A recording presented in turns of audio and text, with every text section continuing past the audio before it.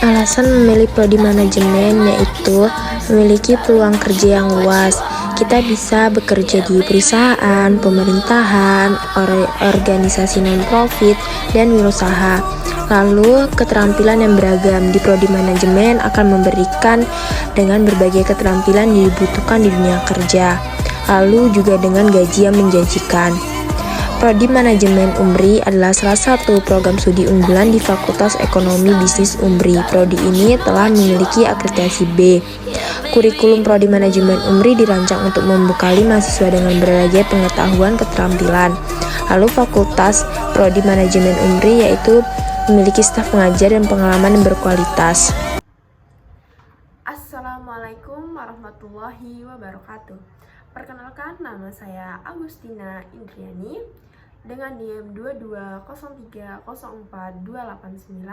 dari kelas 4 Rek A MGT 5. Di sini saya akan menjelaskan beberapa materi untuk memenuhi tugas Manajemen Teknologi Informasi dengan dosen pengampu yaitu Bapak Iqbal Ahmad SEMM.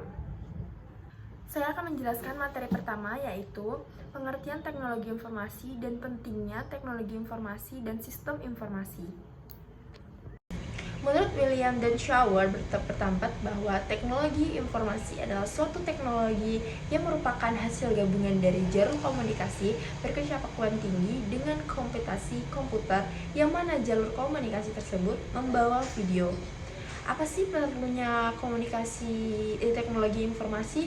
Yaitu banyak sekali manfaat yang didapatkan dari adanya teknologi informasi, yaitu lebih mudahnya dan cepatnya dalam melakukan proses komunikasi, proses perdagangan dapat dilakukan secara dekontraktif, mendapatkan akses terhadap suatu informasi, dan pekerjaan bisa dilakukan melalui daring.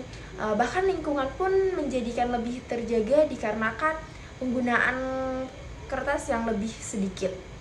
Pengertian sistem informasi menurut Azhar Susanto 2003 pada bukunya berjudul Sistem Informasi Akuntansi. Sistem merupakan sebuah grup atau kumpulan dari bagian sistem atau komponen yang berupa fisik dan non-fisik yang berhubungan untuk mencapai suatu tujuan.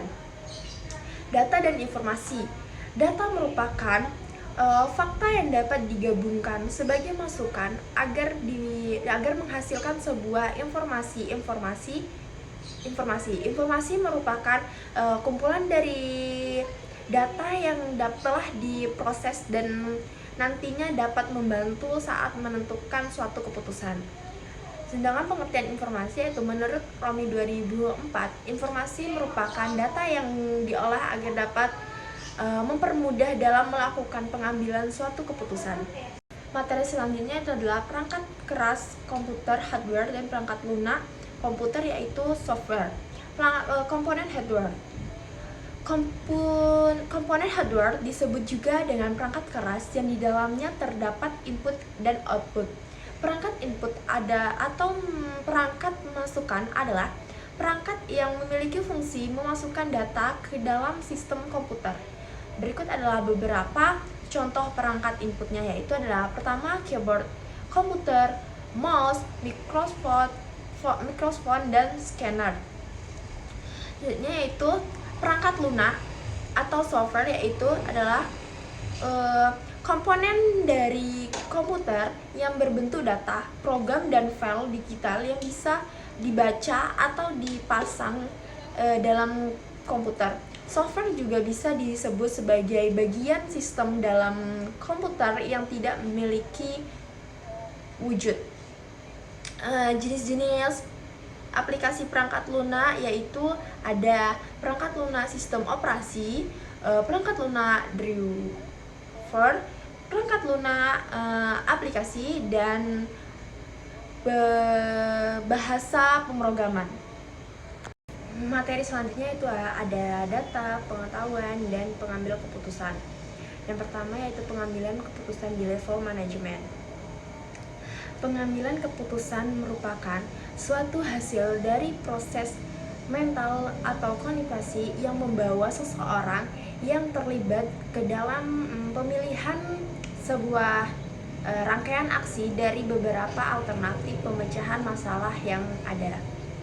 Yaitu tipe-tipe pengambilan keputusan dibagi menjadi 3 tipe, yaitu yang pertama yaitu ada struktur, merupakan keputusan yang rutin sehingga dapat membentuk suatu program penyelesaian. Selanjutnya yaitu adalah setengah struktur, yaitu merupakan perpaduan antara keputusan struktur dan tidak terstruktur. Yang ketiga yaitu tidak terstruktur, merupakan keputusan yang tidak dapat diprogram dan tidak selalu dapat terjadi. Jenis-jenis pengambilan keputusan. Keputusan di level manajemen terbagi menjadi 3 tingkat, yaitu yang pertama manajemen puncak, yaitu adalah manajemen yang mengatur tentang masalah, perencanaan dan keputusan yang diambil memiliki keterfisikan yang strategis. Kedua yaitu manajemen menengah, yaitu menganggapi masalah penugasan yang berfokus pada masalah administrasi dan berkaitan dengan pengelolaan sumber daya. Yang ketiga adalah manajemen operasional, yaitu manajemen yang terkait dengan kegiatan harian. Keputusan yang diambil pada manajemen ini disebut keputusan operasional. Yaitu yang kedua adalah sistem penunjang keputusan, Decision Support System DSS, yaitu dalam pengambilan keputusan ada suatu sistem yang disebut sistem penunjang keputusan, Decision Support System DSS. Sistem penunjang keputusan merupakan sistem yang dapat membantu pada saat pengembalian keputusan dalam bisnis atau organisasi. Materi selanjutnya itu ada data, informasi, dan pengetahuan. Yang pertama itu adalah data. Data dalam komputasi, data adalah bentuk informasi dengan bahasa tertentu yang telah diolah secara efisien, dapat berupa subjek tunggal maupun subjek plural yang digunakan dalam suatu proses tertentu. Contohnya itu adalah data dapat berupa lembar absensi mahasiswa dalam suatu perkuliahan. Yang kedua yaitu adalah informasi. Informasi adalah hasil dari data yang diolah, diproses sedemikian rupa sehingga dapat memberikan pengetahuan kepada orang yang menerimanya. Informasi dapat dikatakan sebagai data apabila informasi tersebut dimasukkan ke dalam komputer, dan jika data tersebut telah diproses, maka keluarnya akan bisa dikatakan sebagai informasi lagi.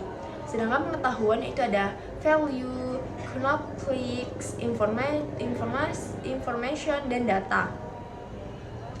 Yaitu selanjutnya data dan informasi adalah dasar untuk pembentukan pengetahuan. Pengetahuan dapat didefinisikan sebagai informasi yang valid, kontekstual, relevan, dan dapat ditindaklanjuti. Dalam definisi yang lebih sederhana, pengetahuan adalah informasi yang dikodifikasi. Selain itu, pengetahuan juga dapat diperlakukan sebagai objek yang dapat diperoleh, diintegrasikan, dan disebarluaskan sebagai komunikasi dan menjadikan produk yang dapat diperdagangkan. Pengetahuan juga dianggap sebagai informasi dengan makna. Sekian video yang dapat saya sampaikan. Bila ada kekurangan, saya mohon maaf. Saya akhiri. Wassalamualaikum warahmatullahi wabarakatuh.